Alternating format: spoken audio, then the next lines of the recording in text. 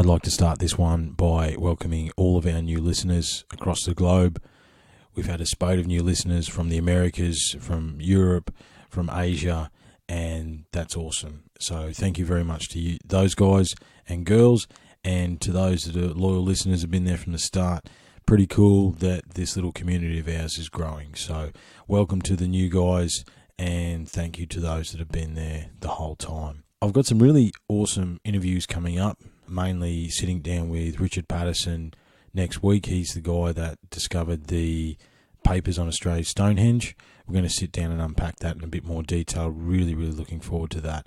And on top of that, there's a number of other awesome podcasts that are coming up. However, in between that, we've been doing a lot of research, myself and a lot of the boys behind the podcast, because obviously we're deep down the rabbit hole of Australia and Australia's history. And where does it fit? And what story does this great brown land have to tell us? And how does that affect the puzzle, of our prehistory prior to 13,000 years ago? What stories do our Indigenous people have to tell us? What evidence is there of them and the things that they did and the things that happened to this land in between now and then? And that's what this week's podcast is about.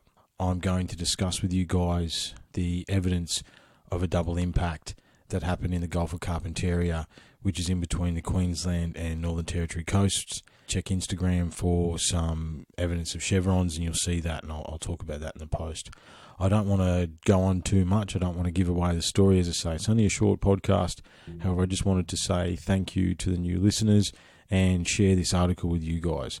One of the things we try and do is sift through the articles and look at them and make sure they are worthy with sharing with you guys, because there's so much information, obviously, in the social media space and even just the news media space, that it can be easily missed.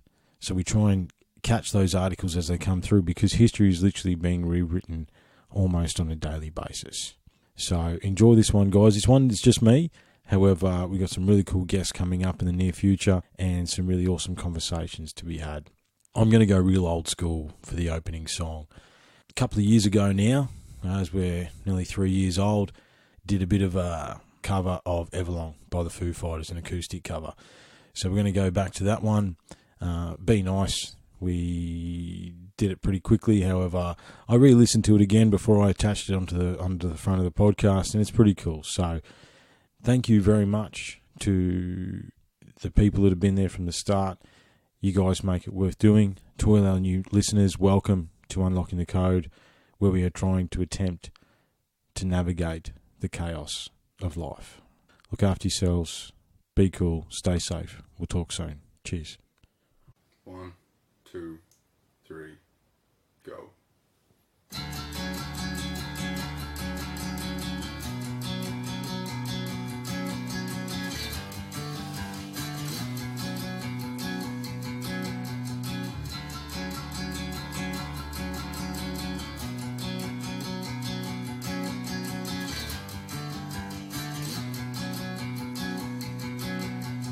Hello,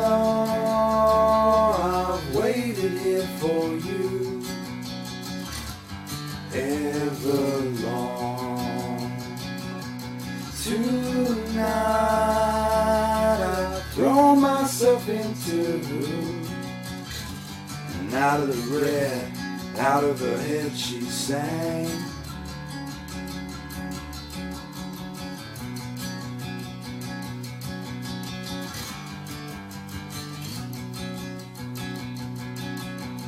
Come down and waste away with me,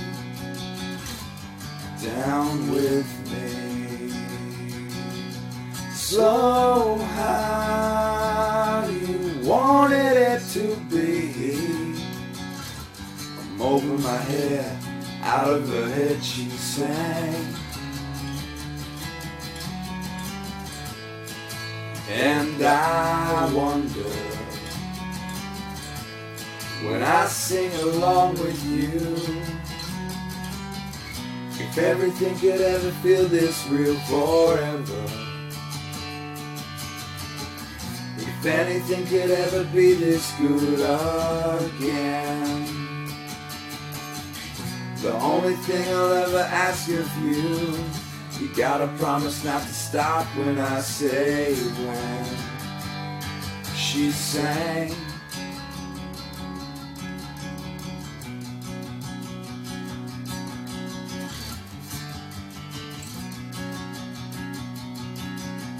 Breathe out so I can breathe you in, hold you in.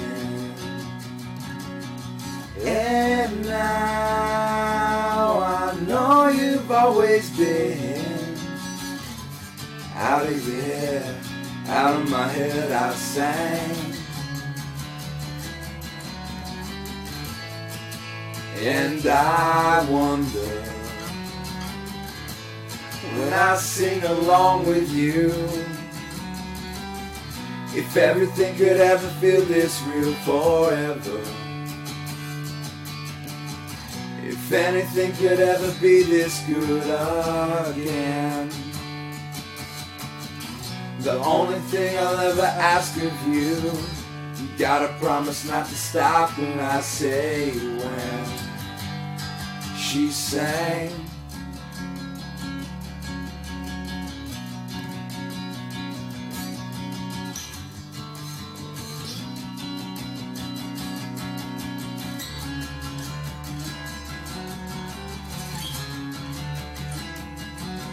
And I wonder, when I sing along with you, if everything could ever feel this real forever.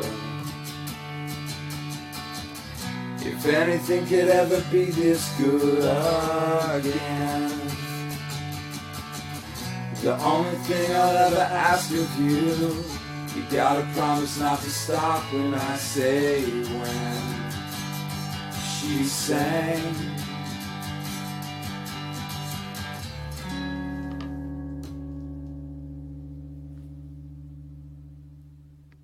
Double impact. What we find with the pages of history consistently being rewritten almost on a daily basis if you pay attention. Unfortunately, because of the news cycle that we are currently existing, and I think it's like an hourly news cycle or something like that, there's a lot of things that are coming on board and posted and talked about. However, we move on very quickly. And what's been happening here at Unlocking the Code is a lot of the boys behind the scenes, we've been deep in research mode. Obviously, we've been focused very much on Australia, and some of the things we've found along the way had to be shared. And so tonight, what I want to talk to you guys about is a double impact that potentially happened in the Gulf of Carpentaria, which is in between the Queensland and Northern Territory coasts, only 1,500 years ago, somewhere around AD 500. The work we're looking at has been done by marine geophysicist Dallas Abbott, and she has basically petitioned for years that there's evidence of a tsunami on the coastline of the Gulf of Carpentaria. If you guys check Instagram, I will have posted a couple of pics there showing what they call chevrons, which is basically what happens if you have a wave and you throw it against the shoreline. When it recedes, that's when you see these chevrons. Now, as I say, there is a very well-known global cooling episode that happened between 536 and 545 AD, which affected harvests around the world. And that has been pinpointed in tree ring data from Asia and Europe. Okay, so this is something that's been known. There was a small section in history where there was a global cooling event. Now, what we've got to imagine is when these things happen, when big rocks come from the sky, what we're led to believe is they don't happen very often. Okay, that is the mainstream view. However, if you were to remove the oceans from the Earth, you would see that it looks a lot like the moon. I implore you all to even get a medium power telescope and have a look at the moon and see how much and how many craters there literally are on the moon. I think there's 17 well-established craters alone on the Australian mainland. And just for the record, I think in 2018, I think it was 16 rocks passed between us and the moon. It was a total of 16 either passed between us and the moon or entered our atmosphere. And a lot of these things, remember that we're like 2/3 water, guys. So a lot of these things would impact in the water and we wouldn't even feel it. However, some of these things, when they impact in the water, they throw up a lot of debris and steam and dust, and they actually affect the weather. Okay, obviously a big one at the moment is climate change, and there's plenty of evidence for that. I don't want to get into that here tonight. However, apart from the fact that we live on a planet that is in its own cycle and does its own thing regardless of what we do, and obviously 8 billion people have some sort of effect on the planet. However, there's external factors, okay, whether it be solar, volcanic, or big rocks from the sky. It's becoming clear, if you look at the evidence and have an open mind, that these events have happened a lot more often than we've been led to believe. And even when you are provided with concrete evidence and that evidence is then presented to the experts, they then dismiss it. And that's why this one I had to sit down and talk to you guys. It's very fascinating, obviously because for me it's closer to home. However, at the same time, what did it do? You got to think about the indigenous population of Australia that may have existed along the Gulf of Carpentaria at that time. What did it do to them? What did any of these strikes, these mini reset buttons that were hit as time has passed? You must think about how this has affected us in the potentially hundreds of thousands of years we've been inhabiting this planet. How many times has the big reset button been hit? If you look at Randall Carlson's research, I think it's like 17 times in the last 150,000 years. However, there's also smaller ones that we're going to talk about tonight. Now, we're not talking about something that is small, okay? Abbott estimates that the original object, before it broke up, was up to 2,000 feet in diameter, which is 600 meters. Now, it broke up into 2 pieces, and it has hit the water in between the Queensland and the Northern Territory coast, the Gulf of Carpentaria. You can look that one up on the Google Maps. Now, core samples from the region have backed up that there was something happened. Okay, core samples from the region back up the case. Previous research found that the samples contain smooth magnetic spherules, and spherules are those things that are found when there is meteorite impacts. Okay, there is nuclear glass, there is magnetic spherules, different types of minerals and elements that are found after an asteroid strike that's well established. And so there was magnetic spherules found, which were probably created when the object's explosive landing melted material and blasted it into the sky. You got to remember, these things are entering our atmosphere, upwards of 17,500 miles per hour. Think about that for a second. Times that by 1.6 kilometers per hour. It's an amazing amount of speed.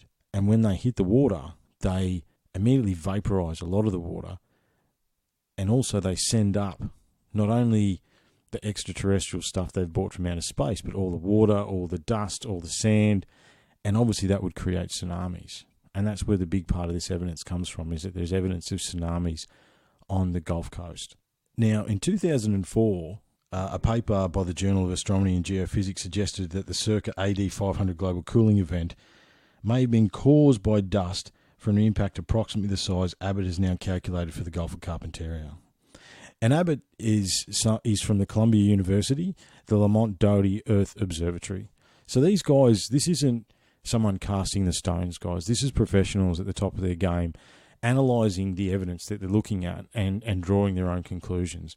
The problem is with a lot of this stuff is that it doesn't suit the narrative. So therefore it is lambasted and cast aside. And we'll talk about the against a little bit later. However, what we really need to try and understand here is that there's a lot of experts and a lot of people coming out revealing a lot of information that potentially changes our existence and changes our understanding of our existence. Because not only was there a global cooling that affected harvests from 536 to 545 AD, it was also the same time that the Roman Empire was falling in Europe. Now, if you couldn't bring a harvest in for 10 years and you couldn't feed your people, that is going to affect the morale of the people. It's going to affect how they act. It's going to affect what they do. You got to understand that these climactic events, whether it be cooling, warming, not being able to feed your family, these things make the human being and the human experience a little interesting. And you can actually line up more than one of these things with a cooling event or a warming event where history has been upturned because, a crop couldn't be harvested, or there was a period of time where the sun was blocked out in certain parts of the planet for an extended period of time, and that has an effect on the psyche of us. Now, look, as I say, there's many ways that this could happen. However, that sort of thing, you're really talking about volcanic or meteorite impact. Now, the other evidence that we're looking at is, and obviously something that is very close to our hearts and something that we've been looking into, is our Indigenous brothers and sisters in Australia are prolific in their rock art, in their Dreamtime stories. However, I think what we do is we don't see them as Dreamtime story. We do see them as story. What if it's not story? What if it's not myth? What if they're actually recording a lot of the things that have happened to this great land that I occupy and all our fellow Aussies occupy? And what if a lot of this art all over the globe, this rock art that we find, is actually story? It's not just someone drawing pictures on a wall. We need to think about our myths, and we need to think about the common threads and the common stories that are throughout the planet and the globe. Not only stories, but symbology, building techniques, symbols, language, writing language, petroglyphs, hieroglyphs. These things are being found on multiple continents. And technically they shouldn't be found on multiple continents. However, the rock art is the same. I post a fair bit about Orion's belt and the Pleiades, the seven sisters and the brothers of Orion. That's a common story, okay? But that's a common story across many cultures around the globe. And it's the same with records of meteor strikes, rocks falling from the sky. And there is actually Indigenous rock art in the region that seems to have recorded the event. However, there is researchers examining the said rock art. However, they declined. The research I looked at, they declined to discuss details until their paper is published, which, part of me can understand that. However, there is evidence that there's rock art. There was a meteor strike around that time frame, or there is evidence of that. Because there is numerous examples of fiery stars falling from the sky, striking the earth, causing death and destruction. These examples are found throughout Australia, throughout the dreamings that are painted on the walls. This is not something that is a once-off. And the fact that the descriptions seem to indicate that they were witness, someone was telling a story.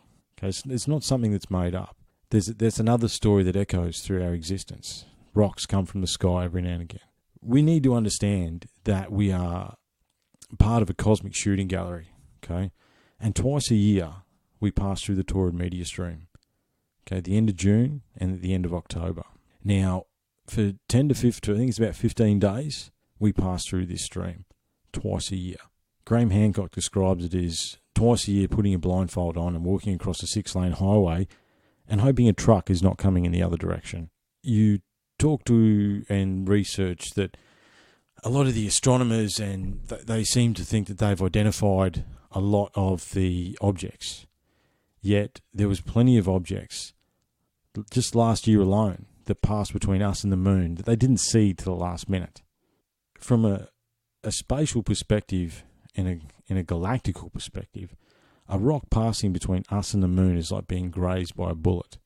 The thing about these things is that apart from the one that went over Russia a few years ago, there was one that landed in the Lake Michigan not too long ago. There was one that landed in the Atlantic, I think it was in 2017. Or what are we, 2020? So 2018, there was one that landed in the Atlantic that if it had have hit any major centre, so think about any major city in America, in Europe, in Australia, bang, gone, it's over. And instead, it splashed down in the Atlantic and didn't really do much damage. However, the ones we're talking about tonight, as I say, there was 2 objects, 2 craters, and the original object was up to 600 metres wide. Now, satellite measurements of the Gulf of Carpentaria revealed the sea level changes that are signs of impact craters on the seabed. Based on the satellite data, one crater should be about 11 miles wide, or 18 kilometres, and the other should be 7.4 miles wide, or 12 kilometres. Now, how these are measured is that there's changes in the ocean level. So, and you got to remember that this crater may not be, because it didn't hit land, okay, water is going to absorb some of the impact. So it's not going to be the big massive craters that we can see. There's Wolf Creek in the middle of Australia. There's the Yucatan Peninsula where the big dinosaur crater. If you look into this stuff, you can see big land craters. Okay, when this stuff hits the water, or it hits ice, or it hits something like that, some of the impact is absorbed, and it's not exactly as well formed as other craters would be if they hit a landmass. And these craters that are in the Gulf of Carpentaria, and basically what they're doing is they're using satellite to measure changes in sea level. Okay, so there's dips in the sea level that would indicate that there's a crater there. Okay, and the V-shaped sand dunes along the Gulf Coast are evidence of tsunami triggered by an impact. Now, you listen to some of Randall Carlson's work, and he talks about the V-shaped, not dunes, but entire countrysides, which is when the water pulls back. Okay, so you've got the initial wave that rushes up against the land. When it pulls back, and you can see something very similar when the tide comes in and out on a beach. However, this is at a larger scale. As I say, there's a couple of really good shots of it that I've posted on Instagram, so please don't hesitate to have a look at that and check that. And this is what we're talking about. There's little bits and pieces of this evidence all over the globe that if you actually can look, that you can see them, all right? And the dunes are like arrows that point towards the source. This is Abbott. In this case, the dune converges on a single point in the Gulf, the same spot where Abbott found the two sea surface depressions. So this isn't something that where, as I say, he's a geophysicist. She's a geophysicist. And she's put in the time, put in the research, and actually saw the evidence of what we're talking about. So when we think about these things and we look at these things, and I've looked at plenty of this stuff, guys, okay, I sort of realised that, with all the new listeners coming on board, I hadn't released a podcast in a little while because we've been deep in the research rabbit hole, and I've been, negotiating some interviews with some really awesome guests. We've got some really cool people coming up and some awesome conversations to look forward to. And when this one came across my desk, I had to dig into it and share it with you guys. Mainly because the evidence is, from my perspective, after looking at multiple of these things, in this instance is pretty concrete. And you also measure some of what's the backlash? What's the backlash of something like this? Because Abbott presented it at one of the geological conferences in America, and basically Mark Boslow, okay, of Sandia National Laboratories in Albuquerque, New Mexico, he has basically said, he basically dismissed it out of hand, because obviously there's a growing movement of the impact theory 12,800 years ago, and basically more and more evidence every day is being found to back that theory up. And when you sit back and look at it, the big thing about that theory is it doesn't suit the narrative. It doesn't suit the geological narrative. It doesn't suit the plethora of textbooks that have been written over the years. And one of the things that surprised me, and I know the boys behind the podcast, because we're just Aussie blokes, we got jobs, we got families, however, we have a passion inside of us that wants us to dig into these mysteries and see them. And when this new information comes to light, and if you look at it, the Aussie perspective is a unique one where we don't really deal with bullshit very well. So if we look at something, we'll look at something honestly and openly and logically. I was a logistician for a long time, a specialist logistics person for a long time. I'm a teacher now, however, and I teach logistics. However, it was my job to look at logistics or logically move things from one point to the other.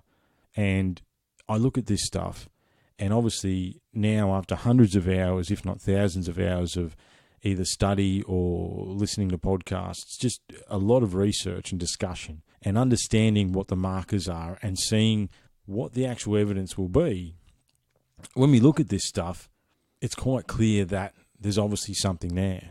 However, and look, you can understand it to a point. The scientists, they have dedicated their life to a certain idea. And see, when I first started all this, I thought to myself, surely isn't the scientific method when a new idea comes up that is valid that you would embrace that and go, wow, how amazing is that? You know, that's part of being open, you know, knowing that you know nothing. Okay, we talk about that in a lot of the consciousness podcasts, is that, you know, you want to move forward, you need to understand that you don't know.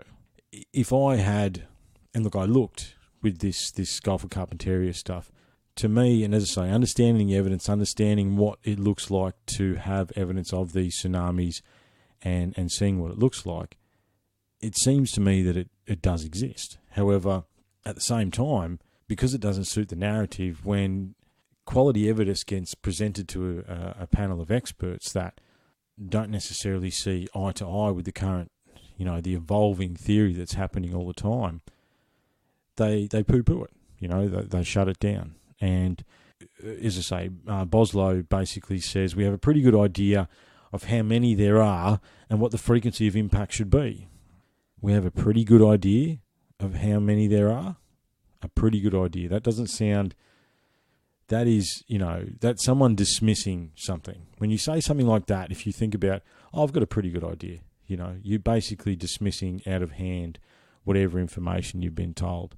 And what the frequency of impact should be, because we have, you know, you're measuring the amount of large craters that can be seen on the Earth and how many actually impact the planet on a yearly basis into the water, even if it's just small ones. And the other thing, the other one that he said that was directly to do with Abbott's work was, if a large impactor broke up on final approach, it would act as one piece.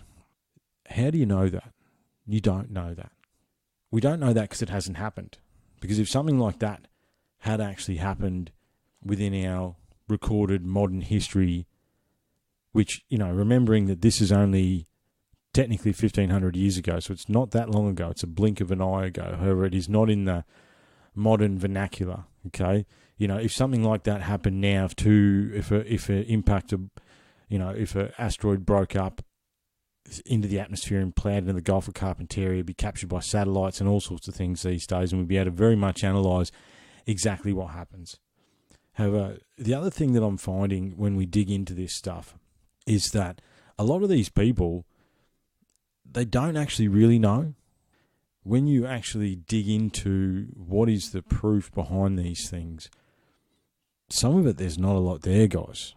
And what that does is that fuels me, and I know it fuels the boys behind the podcast doing the research, because it's like, okay, well, if a lot of it is educated guess, because the reality is we haven't had a 600 metre wide object break up on entry recently in the history of satellites and space travel. And the thing is too, you got to remember, it's 2020, so that's only what, 69. So what's that?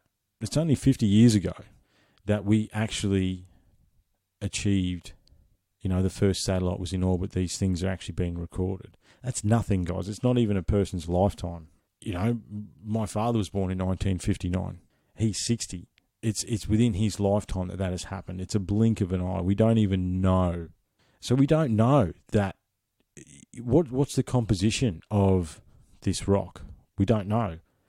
Is it some part steel or, some part iron or nickel, or was it fragile? You know, did it break up as it was not even entering the atmosphere? Maybe it broke up before it entered the atmosphere when it was in the gravitational pull. Maybe it was already almost in two pieces and it just snapped and it split apart. We don't know. To pretend that we do know is disingenuous. And the other one that he said, which I remember writing down the dot points for this one and researching it. And, you know, when you're doing this stuff and you read enough of it and you see enough evidence and you look at how it's actually structured and put together, you start to have a physical response. And I'll be honest and say I started yelling at the page when I was yelling at the computer when I read this. And, you know, it's pretty hard to imagine where these things could be coming from where astronomers wouldn't see them. There was multiple asteroids that pass between us and the moon or outside the moon or anything, something like that. And these we didn't see. We just didn't see them until the last minute, right? And some of these things were quite large. I think one of them was about 150 metres wide, big enough to wipe out any modern city in a flash, okay? It happens all the time. It happens multiple times a year. And the more money that and it's quite fascinating where the more of this comet research from 13,000 years ago, just the last few years that I've been involved in this research and looking at it and analysing it, something like NASA's budget on monitoring asteroids and near-Earth objects that potentially could be on an impact path has something like quadrupled over the last 4 years. Now, why is that? Why would it quadruple? Because they understand that it's a real threat. And the growing evidence is there that it's happened before, more than once. There's other evidence, and there's not something that, it's on the list of things to look into, that apparently there was an impact in between Australia and New Zealand only 3,000 years ago, right, which would have affected all the people that resided on the coastline. Where are all the major cities and towns around the world? There is major cities and towns every single coastline. Think about what a 20-metre tsunami would do to New York City. Think about what a 20-metre tsunami would do to any major city that's got a port. It would wipe it out. We're not talking about a direct impact strike. We're talking about an impact strike off the coastline that creates a tsunami. And this is the evidence that's been found by the geophysicist Abbott. And as I say, it's pretty hard to imagine where these things are coming from, where astronomers wouldn't see them. We don't see them all the time. And the other one is that they come from behind the sun, and the sun hides them. There is stories from ancient history where there was like a second sun in the sky. So the sun hid this rock that came out from behind the sun, and then all of a sudden, bang, there was two suns in the sky, and boom, game over for whatever part of that world it was in. And again, if it impacts the ocean, you got to think about the steam and the dust and the dirt and all the crap that gets thrown up into the atmosphere, which then makes, as it says here, it was pinpointed in tree rings, something very difficult. It's very difficult for crops to grow when a fair proportion of the planet is covered in cloud and dust from a major impact event. Now, let me be honest and say, could it be a volcanic event? Absolutely. Absolutely. However, in the area we're talking about, and as I say, feel free to use Google Maps to have a look at it, it's not likely. And the evidence suggests that there was an impact in the Gulf of Carpentaria, or a double impact in the Gulf of Carpentaria, just 1,500 years ago. And what I think will happen over the next little while, if you pay attention, because you have to pay attention because the news cycle is so quick. However, if you pay attention, we will see history being rewritten. And we'll understand that these rocks that come out of the sky happens more often than we've ever been led to believe. The article is on the page, Facebook page, Unlocking the Code. Please don't hesitate to check that out. Instagram, Unlocking the Code. As I say, I post a lot of the information and the few bits and bobs up there for people to have a look at, to give you a bit of a taste. That's about it, guys. It's just a little snippet from me, just a little one that I've been digging into and needed to share with you guys. As I say, I've got some really cool interviews coming up. Next week's going to be a big week. Very looking forward to sitting down with Richard Patterson. He was the guy that discovered the Australia Stonehenge documents, so I'm going to sit down with him, perfecting the video so we can actually get this up on YouTube as well. We're expanding, we're growing. And look, thanks very much to all the new listeners. Thanks very much to all the new followers on Instagram. Love the comments, love the discourse. Discourse is very important. Okay, I would never ever pretend that I know everything. In fact, the one thing I'm sure of is that I know nothing. And all we can do is learn and research and understand and present the research and look at it objectively. Okay, if there was a concrete case that there used to be a volcano on the Gulf of Carpentaria that caused a tsunami, that caused the chevrons on the Gulf Coast, would I accept that? Absolutely, in a heartbeat. I don't mind having my mind changed, and it's important we need to have an open perspective about that. So thanks very much, guys. Look, I really appreciate your time. This is just a quick one because we've got some big podcasts coming up. However, I wanted to share this one with you. And thanks very much. Look after yourselves. I think we're going to end with Bathe in the Sun. It's by a good mate of the podcast, Rowdy Strum. You can find him on SoundCloud. Make sure you give him a listen, give him a download. Tell him we sent you. Tell him Unlocking the Code sent you, because he's a top bloke who taught himself how to play the guitar and taught himself how to do everything that you hear. So, fantastic guy. Thanks very much. Look after yourselves. Stay safe. Be cool. And we'll talk soon. Cheers.